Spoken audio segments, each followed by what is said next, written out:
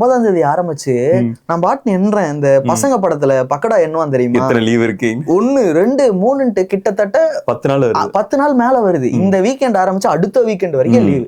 இப்போ இந்த மாதிரி பெரிய படங்கள் வரும்போது வீக்கெண்டோ வீக் டேஸோ கணக்கே கிடையாது.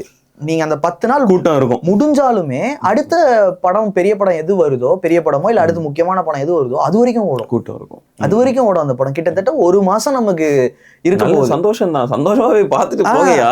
ஃபர்ஸ்ட் ஒரு 9ஆம் தேதியில இருந்து பொங்கல் வரைக்கும் எத்தனை வாட்டி வேணாலுமே அந்த படத்தை நம்ம ரிப்பீட் பண்ண முடியும். 2 படம் இருக்கு, நிறைய ஆடியன்ஸ் உள்ள வருவாங்க. 2 படமும் நல்லா இருந்ததுன்னா இன்னும் நல்லது. நம்ம எல்லாம் சொல்றோம்ல, தமிழ் சினிமால போன இந்த 25ல வந்து பாக்ஸ் ஆஃபீஸ் கலெக்ஷன் அந்த அளவுக்கு ஒரு பெரிய ஃபால் சந்திச்சிருக்கு.